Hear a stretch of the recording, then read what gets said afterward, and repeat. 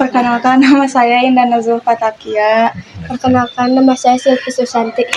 Perkenalkan, nama aku Zalana Azarwa. Perkenalkan, nama aku Andrea Medasama. Oke, terima kasih. Perkenalkan juga ya, nama Bapak Pak Odang. Di sini Pak Odang selaku sesepuh di Kampung Bancai ini yang harus memberikan edukasi tentang nilai-nilai kearifan lokal dan budaya yang ada. Nah, kedatangan kalian ini apa nih untuk yang bisa dibagi sama Bapak? Silahkan. Wawancara sedikit. Boleh. Gimana asal usul sama sejarah desa ini? Oke, baiklah. Kalau berkaitan dengan masalah sejarah, kalau Bancai itu dulu namanya Kampung Negla. Sebelum nama Kampung Bancai itu, yang mana dulu waktu itu nama Kampung Negla dihuni oleh 7 kepala keluarga. Cuman ada kejadian yang meratakan kampung itu, sehingga kampung itu dengan rata itu dengan adanya angin puting beliung yang meratakan, sehingga ketujuh tokoh itu akhirnya nggak Bancai itu musyawarah yang untuk tujuannya apa, memecahkan permasalahan yang ada, yaitu ada angin yang tadi kejadian itu, sehingga mereka berembuk atau Bancai untuk memecahkan masalah tadi. Nah, hasil kesepakatan bersama akhirnya nama Kampung Bancai itu harus diganti, nama Kampung Negla itu harus diganti dengan Kampung Bancai, diambil dari kata Bancai yang artinya musyawarah. Nah, makanya sampai sekarang nama kampung ini dijadikan sebagai nama yang Bancai itu. Terus ada persyaratan lagi, yaitu harus melaksanakan ruatan bumi setiap satu tahun sekali. Akhirnya warga di sini sampai sekarang dari mulai 1800 itu melaksanakan ruatan bumi. Tujuannya apa? Yang pertama, bentuk rasa syukur kepada Sang Pencipta kita. Terus yang kedua yaitu tolak bala, jangan sampai terjadi lagi hal-hal yang tidak diinginkan tadi. Nah, kenapa dikatakan ngeruat gitu kan? Ngeruat itu mungkin diambil dari kata rawat, yang lebih ke bagaimana cara merawat, dari mulai hubungan kita manusia dengan manusia, hubungan kita dengan alam, hubungan kita dengan Tuhan Pencipta kita, ya semacam kayak gitu.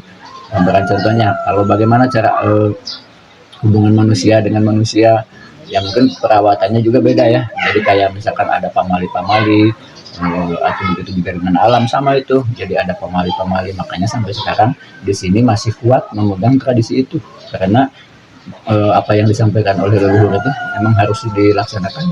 Itu juga ketika berbicara dengan masalah pedoman hidup, ya mungkin itu pembelajaran buat kita bagaimana ternyata hidup ini tak seenaknya ya. Jadi ada aturan-aturan yang ditentukan gitu. Makanya kan kalau di kota, maaf tapi ya sama di kampung itu beda. Kalau di kota kan hidupnya udah individual ya, udah cuek-cuekan kan dengan tetangga juga. Nah, tapi kalau di kampung enggak, di sini itu pamali gitu kan. Dan semacam itu. Nah, itulah gambaran cerita tentang sejarah kampung ini, bahwasanya dulu namanya Kampung Negla diganti dengan Kampung Bancai gitu. Diambil dari kata Bancai yang artinya musyawarah. Terus apa aja tradisi-tradisi yang masih dipertahankan di sini? Kalau tradisi-tradisi atau adat-adat kegiatan yang lain, ya adanya yang pertama tadi ruatan bumi ya, juga ada hajat solokan, ada hajat mulut, ada hajat wawar, banyak nih, ada hajat-hajat atau ritual-ritual yang ada, apalagi berkaitan dengan masalah ritual individu yang termasuk kayak hajatan pernikahan, hajat kematian, sunatan, atau ketika mau tanam padi, panen padi, segala sesuatunya di sini itu pasti ada ritualnya dulu. Karena apa? Ya kalau bahasa Sunda kan kudu mikut kudu amit ya. Jadi kita itu harus pamitan dulu kalau mau melaksanakan sesuatu aktivitas gitu kan. Tujuannya apa? Supaya nanti mendapat keberkahan, seperti itu. Kurang lebihnya ya kita tetap aja berdoa sama Sang Pencipta kita, Allah Subhanahu wa taala. Ya seperti itu. Ya yang tadi Bapak bilang, kenapa misalkan di sini masih ada hajat solokan? Tujuannya apa itu hajat solokan? Supaya ketika kita bagaimana sih kita itu menghormati alam. Alam itu kan harus kita rawat. Terus kayak misalkan bagaimana saluran airnya harus bagus, serapan airnya juga kan harus dipertahankan. Makanya di sini itu jangan sampai hutan-hutan itu gundul. Makanya penebangan itu tidak ada istilahnya penebangan liar. Jadi tujuannya apa? Yaitu yang tadi hubungan kita manusia dengan alam itu harus benar-benar kita jaga. Bukankah alam itu kan sumber kehidupan manusia ya? Ya kalau kita tidak menjaganya mungkin bagaimana kita bisa bertahan hidup gitu kan? Seperti itu. Itulah gambarannya. Bagaimana masyarakat setempat menjaga dan mewariskan tradisi ke generasi muda? Nah, kalau untuk di sini yaitu dengan caranya kita mengajak anak kaum milenial ya, anak-anak muda sekarang itu kita ikut libatkan dalam hal kegiatan. Misalkan ada ruatan bumi, kita ajak, kita rekrut mereka untuk ikut tampil. Nah, tujuannya apa? Supaya mereka mengenali dan nanti akan timbul rasa memiliki, kan seperti itu. Kalau tidak direkrut, kalau kita tidak ikut libatkan, ya bagaimana nanti mereka itu kalau tidak mengenali tak akan ada rasa memiliki, gitu kan. Nah, pertama itu. Yang kedua juga ketika sekarang kan ini udah menjadi daerah tujuan wisata ya, yang berbasis nilai kearifan lokal budaya gitu, sehingga mereka itu animo mereka itu untuk ikut berkegiatan ini tinggi banget. Karena apa? Kalau yang namanya udah urusan bernilai ekonomi, semua orang itu kan akan semangat juangnya tinggi gitu kan. Nah, makanya selain dari mempertahankan nilai-nilai tadi juga mereka berdampak ke sisi nilai ekonomi.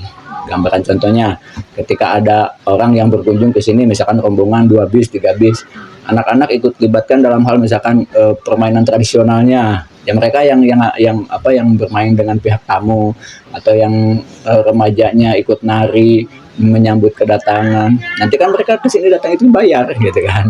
Nah, pulangnya mereka bawa uang, akhirnya ya itu semangat juangnya tinggi. Mungkin salah satu cara atau trik kita untuk memberikan supaya bagaimana selain dari bertahan itu juga peran dari masyarakat yang notabene lebih ke pemberdayaan di masyarakat, supaya masyarakat itu punya nilai ekonomi tambahan dengan cara memperkenalkan nilai-nilai budaya yang ada. Bukan kita menjual budaya, tapi ternyata budaya itu bisa menjadi nilai jual ibaratnya, yang orang banyak mengenal ke sini, sama-sama belajar di sini kayak gitu. Apa tadi Mas? Arti atau falsafah di balik adat istiadat di kampung ini? Ya kalau mungkin kalau kalau misalkan karena budaya adalah bagian dari jati diri anak bangsa. Nah, makanya kalau ketika berbicara masalah adat istiadat atau budaya, kalau budayanya udah hancur ya itu mungkin bagaimana generasi yang selanjutnya itu akan lebih parah gitu kan. Ketika berbicara yang tadi Bapak bilang masalah nilai-nilai dari sisi budaya itu emang yang harus kita pegang teguh, bahwasanya budaya itu adalah bagian dari jati diri anak bangsa, supaya yaitu mengenal tentang etika, adab atau istiadat yang ada kayak gitu. Jadi jangan sampai kebablasan gitu. Dalam hidup itu kita harus punya etika dan adab kayak gitu. Kenapa adat sama istiadat itu tuh masih dituruti sampai sekarang?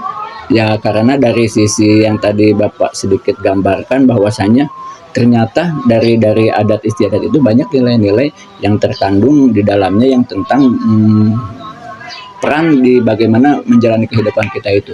Ya seperti semacamnya yang tadi Bapak bilang. Jadi kita itu hidup itu tidak seenaknya, ada aturan gitu lah. Nah, dengan aturan itu yang membuat hidup kita itu tidak semena-mena dan tidak akan melaksanakan hal-hal yang negatif gitu kan, karena ada aturan tadi gitu kan. Sehingga ketika misalkan di adat ada aturan, masyarakatnya mau melaksanakan aturan tadi, ya otomatis dalam kehidupannya itu pasti akan mencerminkan bahwasanya keharmonisasiannya itu muncul gitu kan. Ya kalau misalkan kita tidak mengenal adab atau misalkan yang etika itu, ya ujung-ujungnya kan sombong-sombongan atau saling caci, saling maki ya, karena mereka tidak mengenal adab tadi. Nah, di sini itu dengan adanya aturan yang diberikan oleh leluhur kita, oleh adat kita, yaitu sehingga masyarakat itu takut dengan menjalani kehidupan itu hal-hal yang berdampak ke sanksi sosial gitu kan kayak gitu. Apakah perubahan zaman memengaruhi ke adat istiadat? Oke. Kalau mengenai perubahannya karena juga kampung kami tidak menolak untuk teknologi, kemajuan zaman juga diikuti, apalagi sekarang dengan adanya Gen Z, terus teknologi yang semakin canggih. Makanya di sini ada slogan ngindung ka waktu mi bapak ka zaman, yang artinya tradisi dipertahankan, modern juga diikutin. Kalau berkaitan masalah apa ya dampak atau apa ya namanya sentuhan-sentuhan perubahan itu ya pasti ada ya. Tapi kalau masyarakat di sini itu yaitu tadi tidak akan menghilangkan nilai-nilai yang apa yang diberikan oleh leluhur kita. Karena apa?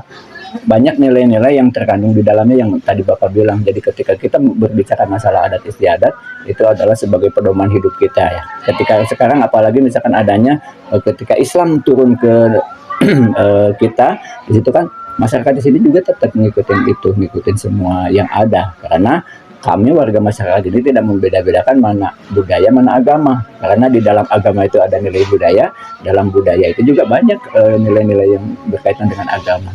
Jadi kita itu kayak apa namanya ya, kayak balance gitu kan gitu. Semuanya tujuannya kan untuk pedoman hidup kita. Kita belajar agama tuh untuk kehidupan kita bagaimana sekarang dan yang akan datang. Yang tadinya misalkan kurang baik menjadi baik dan akan lebih baik. Begitu juga diwariskan oleh leluhur kita tentang aturan-aturan itu tujuannya sama gitu kan. Seperti itu. Bagaimana peran sesepuh dalam menjaga kerukunan dan keseimbangan di kampung adat? Ya, peran sesepuh itu kayak mereka memberikan edukasi kepada masyarakat lainnya. Mereka itu merekrut, mengajak untuk berkegiatan kayak gitu. Nah disitulah kan dengan adanya menyampaikan atau ajakan untuk berkegiatan sehingga satu kata muncul kan di situ dalam Al-Quran pun kita diwajibkan untuk bersilaturahim kan. Nah dalam acara kegiatan itu adalah bentuk silaturahim kita di masyarakat ini adalah adanya kegiatan. Gambaran contoh ketika tidak ada ruatan bumi mana ada sistem silaturahmi.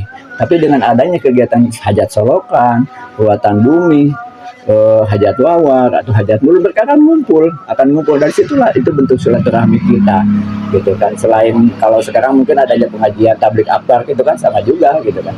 Tapi kalau di sini malah double nih gitu kan. Doublenya apa? Di kegiatan adat tetap silaturahmi, di kegiatan keagamaan misalkan tablik akbar silaturahmi terus, makanya di sini itu full silaturahmi gitu kan kayak gitu. Jadi seperti itu. Kenapa ada barang-barang pusaka suci yang jadi lambang penting di desa? Gimana? Kenapa ada barang-barang pusaka atau suci yang jadi lambang penting di desa? Kalau berkaitan dengan masalah benda pusaka atau barang-barang yang dianggap suci, itu sebenarnya bukan kita menganggap barang itu yang dikategorikan sebagai apa ya, menjadi satu kekuatan, tapi intinya lebih ke bagaimana kita itu mengingat akan leluhur kita yang sudah tiada. Misalkan gini, kalau Neng misalkan ya punya ibu udah meninggal terus barangnya kita simpan kan, otomatis kan dengan adanya barang yang kita lihat kita itu akan berkenan untuk mendoakan jadi teringat terus. Ya tujuannya kan seperti itu. Jadi bukan kita menyembah atau dan lain sebagai kepada barangnya. Tujuannya itu bukan ke arah situ. Jadi lebih ke untuk mengingat kita kepada orang tua kita yang telah tiada.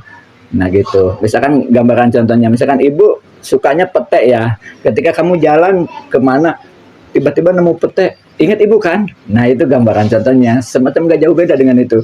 Nah dengan adanya barang-barang yang disimpan bekas leluhur kita itu, tujuannya itu untuk mengingatkan kita kepada leluhur kita itu. Jadi makanya bukan kita disucikan atau apa, makanya disimpannya baik-baik, jadi jangan sampai rusak misalkan gitu. Kayak itu keris pusaka ibaratnya ya, itu kan dulu bekas perjuangan kita membela Islam atau apa gitu kan, disimpan lah gitu kan. Bukan kita mendewakan itu keris kan ya.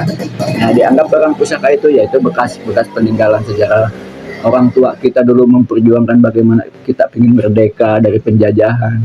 Ketika kita simpan, ya Allah kita ingat terus sama orang tua nih gitu kan, tujuannya ke arah situ. Amanat untuk generasi muda untuk untuk menjaga tradisi dari leluhur tuh gimana? Secara pribadi Bapak atau Ya. gimana? Pesan mungkin ya. Ya. Ya kalau saya berpesan kepada anak-anak sekarang istilahnya, kita itu jangan gengsi dengan tradisi. Gali terus ilmu-ilmu banyak yang lebih banyak supaya apa? Supaya tujuan kita itu bisa menghargai perbedaan. Ketika misalkan kita hanya taunya ilmu matematika, kita merasa matematika itu paling benar. Ketika kita ilmu IPA, merasa IPA itu paling benar. Tapi ketika kamu ingin tahu matematika, ingin tahu IPA, ya akhirnya kedua belah pihak itu tahu ilmunya tentang kesemuanya itu, sehingga disitulah muncullah kita itu mau menghargai perbedaan. Karena apa? Mereka yang ribut di sana itu karena tidak mau menghargai perbedaan, ya enggak? Yang ini paling merasa agamanya baik, yang ini paling merasa ilmu ininya baik atau budayanya baik. Nah disitulah kita sebagai anak muda kaji terus, dalami terus untuk mendapatkan ilmu-ilmu baru yang kita miliki. Dan satu hal untuk kita kalau pingin pintar banyak berinteraksi dengan orang, supaya yang tadinya kita punya ilmu 1 jadi nambah 1, yang tadinya punya ilmu 2 jadi nambah 3. Nah itu banyaklah berinteraksi supaya nanti kalian bisa menjadikan salah satu manusia yang berguna bagi nusa dan bangsa karena ilmunya lebih banyak didapat. Itu mungkin pesan Bapak. Mungkin sekian ya Oke. yang kita bisa tanyain. Siap, sama-sama. Mudah-mudahan bermanfaat buat kalian. Ya,